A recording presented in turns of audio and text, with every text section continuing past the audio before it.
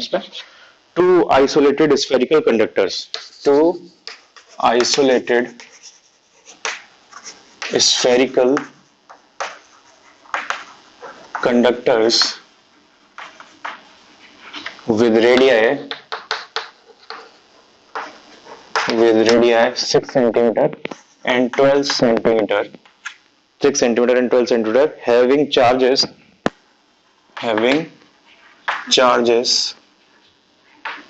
12 microcoulomb and minus 3 microcoulomb, 12 microcoulomb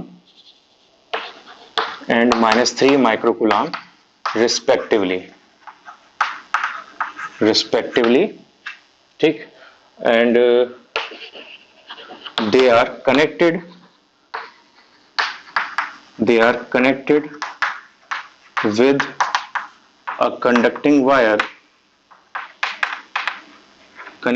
a conducting wire for a long time.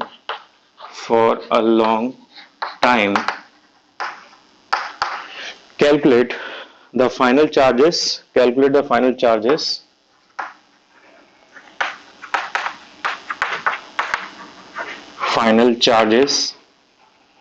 on both the spheres, also common potential.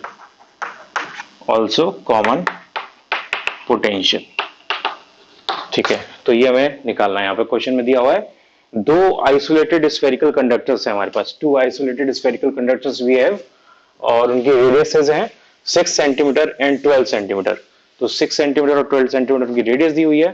Charges उनके पास हैं 12 microcoulomb और minus 3 microcoulomb, यानी 6 centimetre वाले के पास 12 microcoulomb charge है और 12 centimetre वाले के पास माइनस 3 माइक्रोकूलम चार्ज है। और उन दोनों को फिर हमने कनेक्ट कर दिया कंडक्टिंग वायर से फॉर अ लॉन्ग टाइम का मतलब जितना यहाँ पे चार्ज ट्रांसफर हो सकता था वो सब हमने होने दिया है। उसके बाद हमने निकालना है कि कैलकुलेट फाइनल चार्जेस क्या है उसमें और कॉमन पोटेंशियल क्या है, ये हमें फाइंड आउट करना है।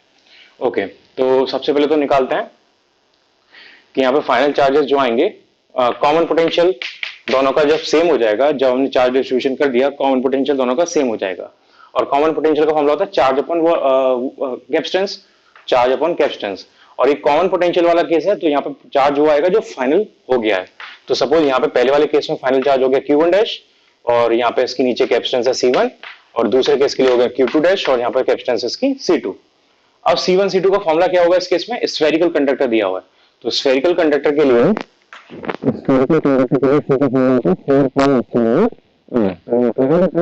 तो ये हो गया Q1 डैश और ये 4 पाई एप्सिलॉन नॉट R1 कितना दिया है हमें 6 सेंटीमीटर, और Q2 डैश यहाँ पे भी same 4 pi epsilon not, R2 हमें दिया है 12 सेंटीमीटर।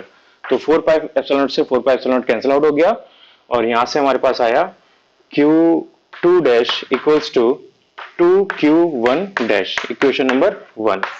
तो Q2 डैश और Q1 डैश का हमारे पास रेशियो आ गया, 1/2 का रेशियो, इसका 2/1 का रेशियो, सॉरी। तो अब हम निकालते हैं यहाँ से, ये हमारे पास आ गया। अब देखते हैं टोटल चार्ज कितना हमारे पास। टोटल चार्ज अपने पास पहले कितना था, टोटल चार्ज था हमारे पास Q1 plus Q2 equals to 12 minus 12, एक तो हमने 12 लिया था और एक -3 लिया था, 12 यानी 9 माइक्रोकूलम, ये हमारे पास टोटल चार्ज था। अब चार्ज कंजर्व क्वांटिटी है तो पहले जितना रहा होगा बाद में भी उतना ही होगा, यानी Q2 डैश और Q1 डैश का टोटल भी सेम होना चाहिए, ठीक है। तो Q2 dash plus Q1 dash must also equals to 9 microcoulomb, ठीक। तो यहां से हम इन दोनों इक्वेशन को सॉल्व करते हैं, वहां से Q2 डैश की वैल्यू उधर लगा देते हैं, तो ये हो जाएगा 2Q1 dash plus Q1 dash equals to 9 microcoulomb. तो यहां से हमारे पास आ जाएगा 3Q1 dash equals to 9 microcoulomb, यानी Q1 dash equals to 3 microcoulomb. ये हमारे पास पहला आंसर हो गया। अब ऐसे ही इसको लगाते हैं इधर, तो Q2 डैश इक्वल्स टू आ जाएगा Q2 डैश इक्वल्स टू, ये हमने 3 लगाया, 9 माइनस 3 6 माइक्रोकूलम, तो Q1 डैश आ गया 6 माइक्रोकूलम। और देखो रेशियो इनका 1/2 में आ रहा है तो करेक्ट है, वहां से 1/2 आना चाहिए, हमें पहले ही पता है। तो ये पहला आंसर हो गया हमारे पास। चार्जेस हमने निकाल दिए, फाइनल कितने कितने होंगे। अब निकालते हैं कॉमन पोटेंशियल क्या है। तो कॉमन पोटेंशियल देखते हैं। तो कॉमन पोटेंशियल का फॉर्मूला आपको पता है क्या होता है, common potential equals to total charge upon total capacitance. Total charge upon total capacitance. Total charge हमने निकाला था 9 माइक्रो कूलम आ रहा था और टोटल कैपेसिटेंस हो जाएगी यहाँ पे C1 प्लस C2. तो ये 9 माइक्रो का मतलब 10 टू द पावर माइनस 6 और कैपेसिटेंस का फॉर्मूला क्या लगेगा 4 पाई एप्सिलॉन आर. तो 4 पाई एप्सिलॉन कॉमन आ जाएगा, अंदर बचेगा R1 plus R2. R1 plus R2. तो 9 into 10 to the power minus 6 और 1/4 पाई एप्सिलॉन नॉट का फॉर्मूला क्या होता है 1/4 पाई एप्सिलॉन नॉट की वैल्यू होती है 9 इंटू 10 9, वो भी लगा देते हैं. तो यहाँ पर 9 इंटू 10 टू द पावर 9 एक और चीज आ जाएगी ये, और नीचे बचेगा R1 प्लस R2. तो R1 प्लस R2 कितना था 6 एंड 12 सेंटीमीटर. तो 6 प्लस 12 हो गया 18 और सेंटीमीटर का मतलब 10 टू द पावर माइनस 2. तो यहां से ये 9 से 18 2 टाइम्स और 2 से ये 4.5 टाइम्स और 10 टू द पावर माइनस 2 से ये 10 to the power minus 4 times और ये 9 माइनस 4 हो गया 5. तो आंसर आ गया 4.5 into 10 to the power 5 10 to the power 5 volt. ये हमारे पास आ गया कॉमन पोटेंशियल. ये कॉमन पोटेंशियल का आंसर है. ठीक है, यहां से हमने कॉमन पोटेंशियल भी निकाल दिया. हाँ, ये न्यूमेरिकल कंप्लीट हो गया. नेक्स्ट टॉपिक करते हैं इसके बाद.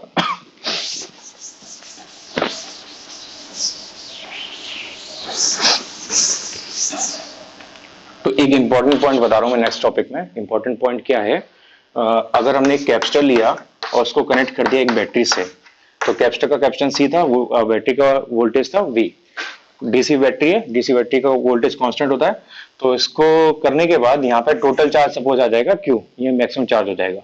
तो इस केस में जो वर्क डन बाय बैटरी आएगा वो क्या होगा, वर्क डन बाय बैटरी आएगा वो होगा, वर्क डन का फॉर्मूला होता है चार्ज इनटू वोल्टेज डिफरेंस.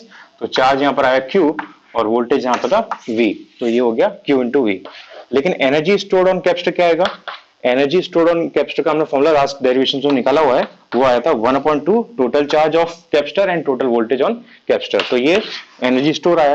तो यहाँ से आपको क्लियरली एक रिलेशन दिखाई दे रहा है कि यहाँ से जो पोटेंशियल एनर्जी स्टोर हुई है, इलेक्ट्रोस्टैटिक पोटेंशियल एनर्जी स्टोर हुई है कैपेसिटर के अंदर, वो एक्जैक्टली हाफ है of the work done by battery, work done by battery. ठीक है, तो इसका मतलब UC is equals to W यानी work done by battery divided by 2. तो इसका मतलब 50% energy is dissipated, 50% energy is lost in this process, in the process of charging the capacitor. तो ये पॉइंट आपको नोट करना है, ये पॉइंट लिख लेना कहीं पे. इसके बाद नेक्स्ट टॉपिक करते हैं. Okay, next question. Next question में दिया हुआ है a capacitor. Next question. Okay,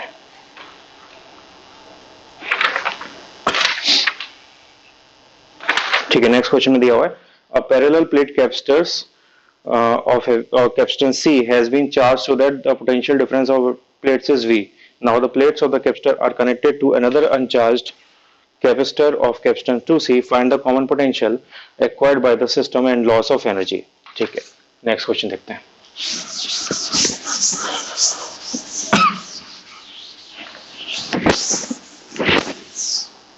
ठीक, नेक्स्ट क्वेश्चन दिया है हमें a parallel plate capacitor, a parallel plate capacitor of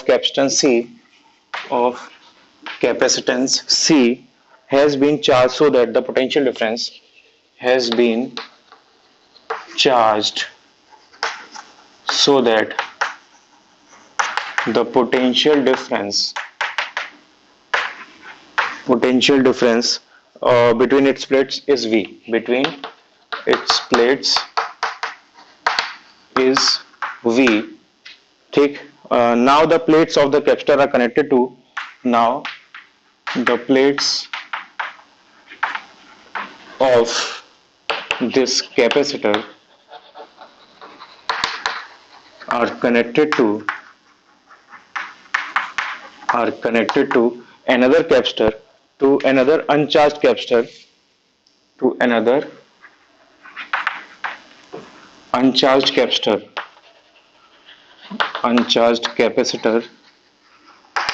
of capacitance 2C. of capacitance 2C. Find the common potential acquired by the system and loss of energy. Find the common potential and energy loss. Energy loss ये हमें निकालना है, ठीक है। तो ये common potential charge sharing का question है। कॉमन पोटेंशियल और चार्ज शेयरिंग का इसमें टॉपिक लगेगा। करना कैसे इसको देखो मैं बताता हूँ। पहले तो हमें कॉमन पोटेंशियल निकालना है, तो उसके लिए पहले हम सबसे पहले वैल्यूज लिखते हैं। तो दो सिस्टम है 1 2, तो C1 की वैल्यू है C, C2 की वैल्यू है 2C, V1 की वैल्यू है V और V2 की वैल्यू है 0। V2 की वैल्यू 0 क्यों है? क्योंकि दूसरा वाला जो कैपेसिटर है, क्या लिखा है यहाँ पे, पैरेलल प्लेट कैपेसिटर और कैपेसिटेंस C, यानी ये वाला has been charged so that the potential difference between its plates is V। तो ये पहला इसका वोल्टेज हो गया V। Now the plates of capacitor are connected to another uncharged capacitor। अनचार्ज capacitor, charge नहीं है, तो चार्ज नहीं है इसका मतलब वोल्टेज नहीं है। तो अनचार्ज कैपेसिटर और कैपेसिटेंस 2C, तो कैपेसिटेंस तो इसकी 2C है और ये चार्ज नहीं है, इसका इसके लिए इसका मतलब वोल्टेज इसका 0 है। तो आप ये भी बोल सकते हो चार्ज नहीं है तो यहाँ पे Q2 भी 0 है। और Q1 क्या होगा? Q1 होगा C into V यानी CV। तो ये हमारे पास वैल्यूज दी हुई हैं। तो सबसे पहले तो हम निकालते हैं कॉमन पोटेंशियल क्या होगा। तो कॉमन पोटेंशियल का फॉर्मूला होता है total charge divided by total capacitance C1 plus C2। तो टोटल चार्ज यहाँ पे कितना हुआ? इसका 0 है, इसका CV है, तो टोटल चार्ज हो गया CV divided by total capacitance कितनी हुई? C और 2C यानी 3C। तो C से C cancel out, common potential आ गया V/3। तो जो दोनों पे पोटेंशियल आएगा, पहले उस पर पोटेंशियल V था, दोनों पर फाइनल पोटेंशियल हो जाएगा V/3। तो ये तो हमने पोटेंशियल निकाल दिया। इसके बाद हमें निकालना है एनर्जी लॉस। इस केस में कितना होगा? तो एनर्जी लॉस का भी फॉर्मूला आपको पता है, सीधे सीधे लगा के आंसर आ जाएगा। तो इनिशियल एनर्जी निकालते हैं पहले। उसके लिए इनिशियल एनर्जी होगी half C1 V1 square plus half C2 V2 square. तो हाफ C1 की वैल्यू क्या है? C, V1 की वैल्यू क्या है? V square plus half C2 की वैल्यू क्या है? 2C और V2 की वैल्यू क्या है? 0। तो ये यहां से आ गया हाफ CV स्क्वायर, ठीक है। अब निकालते हैं U फाइनल। U फाइनल कितना आएगा? तो U फाइनल हमारे पास आना चाहिए half C1 VC square plus half C2 VC square. तो हाफ तो कॉमन आ गया और C1 C2 भी कॉमन यहाँ ब्रैकेट में आ जाएगा, C1 प्लस C2 और VC स्क्वायर। तो VC स्क्वायर की वैल्यू कितनी है? V/3। तो ये हो जाएगा V स्क्वायर बाय 9 और C1 प्लस C2 कितना हुआ? C प्लस 2C यानी 3C। तो 3C divided by 2 into V square by 9। तो 3 से ये कैंसिल आउट, सॉरी 3 टाइम्स, और हमारे पास आंसर आया 1/6 CV स्क्वायर। तो ये U फाइनल हो गया। दोनों को माइनस करते हैं और हमारे पास एनर्जी लॉस आ जाएगा। तो एनर्जी लॉस यहां से कितना हुआ? Delta U equals to U initial minus U final. तो U इनिशियल था half CV square minus U final हो गया 1/6 CV स्क्वायर। तो यहां से CV स्क्वायर कॉमन और ये यहां से आ जाएगा 6 माइनस 2/12 यानी 1/3। तो 1/3 CV स्क्वायर। ये हमारे पास एनर्जी लॉस आ गया। इस केस में इतना एनर्जी लॉस हो जाएगा, डिसिपेट हो जाएगा, ठीक है। एनर्जी लॉस हो गया। नेक्स्ट क्वेश्चन ट्राई करते हैं। नेक्स्ट क्वेश्चन हमें दिया हुआ है in the circuit shown C1 is equals to 8 microfarad and C2 equals to 4 microfarad, V0 equals to 120 volt, and when the switch is closed the charge capacitor C1 gets connected to another uncharged capacitor C2. Calculate charge on each capacitor, total energy after switching. Okay. इस question को आप अपने आप दोबारा करके देखो, दोनों question जो भी मैंने अभी कराए हैं, और मैं नेक्स्ट क्वेश्चन कराता हूँ यहाँ पे। नेक्स्ट क्वेश्चन में हमें दिया हुआ है एक डायग्राम। पहले डायग्राम बना देता हूँ मैं।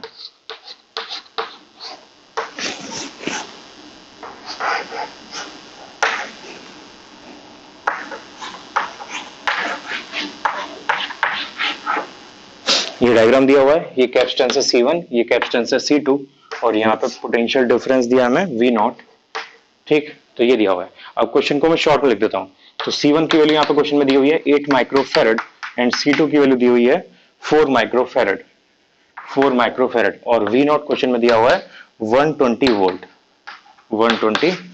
ठीक है। और क्वेश्चन में बोला हुआ है यहाँ पे ये है स्विच, ये स्विच है। स्विच ओपन का मतलब ये दोनों कनेक्टेड नहीं है, स्विच क्लोज का मतलब ये दोनों कनेक्टेड है। तो क्वेश्चन बोला हुआ है when switch is open, when switch S is open तो C1 is this and C2 is this. C1 is 8 microfarad and V naught is 120 volt. Then switch S is closed. Switch S is closed so that C1 is connected. C1 is connected to uncharged C2. C1 is connected to uncharged C2. Then find, ये question हो गया, इसमें find करने को बोला है charge on each capacitor and total energy after closing the switch S. ठीक है, तो हमें निकालना है यहाँ पे charge on each capacitor. Charge on each capacitor connect करने के बाद, स्विच को क्लोज करने के बाद, और final energy after closing the switch.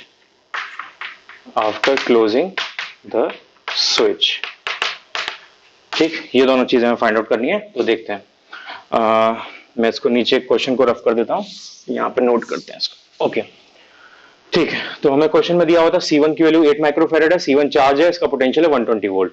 C2 अनचार्ज है, क्वेश्चन में बोला हुआ था C2 अनचार्ज है, यानी इसका पोटेंशियल क्या है, 0.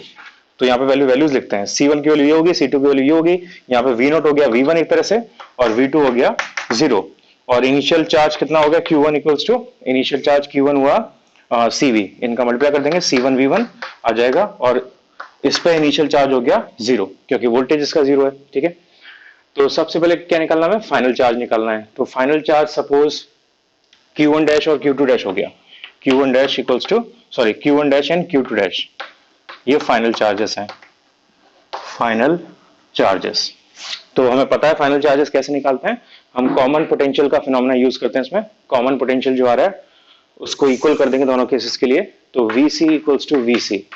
तो common potential formula charge upon capacitance, तो ये हो गया Q1 dash divide by C1, ऐसे Q2 dash divided by C2. तो C1 C2 की वैल्यू कितनी दी है, 8 और 4. तो यहां पर ये हो गया Q1 dash divide by 8, Q2 dash divide by 4. तो 4 से 8 2 टाइम्स कैंसिल आउट. तो यहां से आ गया हमारे पास Q1 dash equals to 2Q2 dash. Q1 dash equals to 2Q2 dash, ये हमारी इक्वेशन नंबर 1 हो गई. ये इक्वेशन नंबर 1 लिख दी हमने. Q1 dash equals to 2Q2 dash. इसके बाद जो इनिशियल चार्ज था वो भी कांस्टेंट होना चाहिए. इनिशियल चार्ज देखते हैं. Initial charge Q1 plus Q2 वो कितना है, वो हमें दिया हुआ है C1 V1 प्लस 0.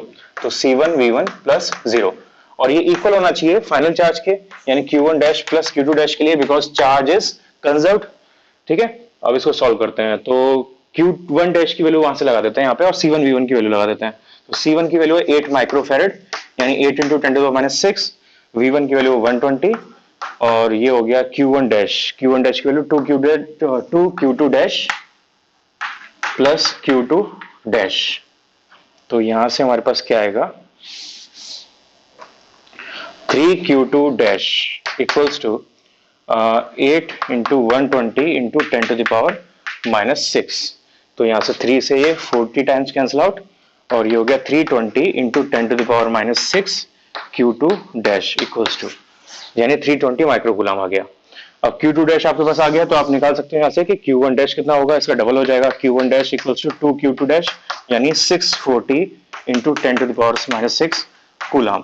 ये हमारे पास आ गया Q1 डैश. तो फाइनल चार्जेस हमने निकाल दिए. अब निकाल दिया फाइनल एनर्जी. तो फाइनल एनर्जी देखते हैं क्या होगी. तो फाइनल एनर्जी के लिए हमें पहले कॉमन पोटेंशियल निकालना पड़ेगा. तो कॉमन पोटेंशियल और देख लेते हैं क्या होगा.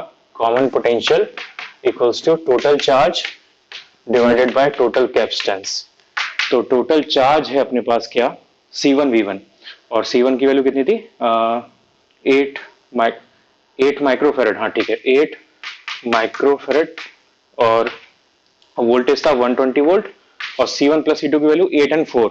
8 प्लस 4 हो गया 12 माइक्रोफैरेड, यानी 10⁻⁶. तो इससे ये कैंसिल आउट, ये इससे 10 टाइम्स कैंसिल आउट, और यहाँ से 80 वोल्ट. ये हमारे पास कॉमन पोटेंशियल आ गया 80 वोल्ट. अब इसको यूज करते हैं और फाइनल एनर्जी निकालते हैं. तो फाइनल एनर्जी हो जाएगी